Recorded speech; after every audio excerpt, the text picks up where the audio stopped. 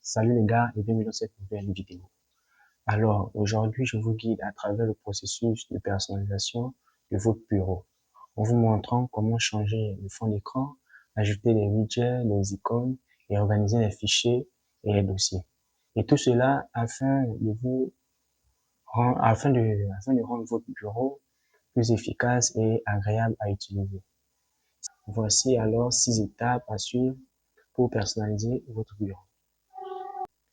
Alors, première étape, changer le fond d'écran.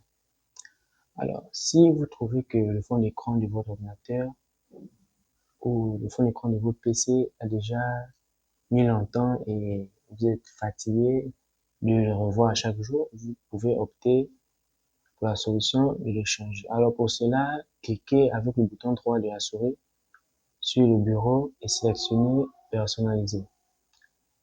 Alors, choisissez ensuite l'option fond d'écran et sélectionnez une image de votre choix. Alors, il faut aussi savoir que en choisissant une image, elle doit vraiment être une image que vous aimez. Parce que si vous n'aimez pas l'image, je suis sûr que moi-même, j'ai vécu ça personnellement. Je suis sûr que si vous choisissez une image qui ne vous convient pas, vous allez le changer à chaque fois. Et puis changer à chaque fois, ça peut faire en sorte que vous ne vous retrouvez pas sur votre ordinateur et autres. Alors, une prochaine étape qui est d'utiliser des thèmes. Alors, utilisez les thèmes pour personnaliser la couleur et le style de votre bureau. Pour le faire, vous cliquez avec le bouton droit de la souris sur le bureau et sélectionnez personnaliser.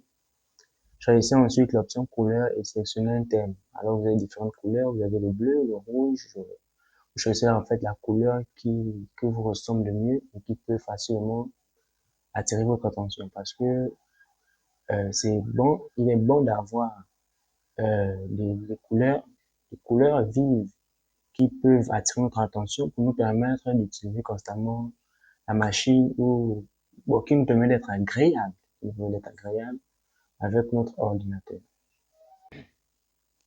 Alors, comme troisième étape de la personnalisation de votre bureau de travail, vous pouvez ajouter des widgets. Alors, vous pouvez ajouter des widgets tels que des horloges, des calendriers ou des notes à votre bureau. Cela peut vous permettre de retrouver facilement vos notes, de voir la date du jour et etc. Alors, pour ajouter des widgets, vous faites un clic avec le bouton droit de la souris sur le bureau et sélectionnez Gadget, comme vous voyez à l'écran. Vous pouvez alors choisir les widgets que vous souhaitez ajouter à votre bureau. Alors, l'étape suivante est de personnaliser ces icônes. Vous pouvez changer les icônes de vos programmes pour les rendre plus facilement reconnaissables. Alors pour le faire, cliquez avec le bouton droit de la souris sur l'icône que vous souhaitez changer et sélectionnez propriétés. En allant dans propriétés, vous cliquez ensuite sur changer d'icône pour sélectionner une nouvelle icône, comme vous voyez à l'écran toujours. L'étape suivante consiste à organiser les fichiers et les dossiers. Alors, organiser les fichiers et les dossiers sur votre bureau en les déplaçant et en les recoupant selon vos préférences. Pour créer un nouveau dossier, vous pouvez cliquer sur le bouton droit de la souris sur le bureau et sélectionner un nouveau dossier afin de classifier les fichiers pour que vos fichiers euh, ne soient pas en désordre, disons.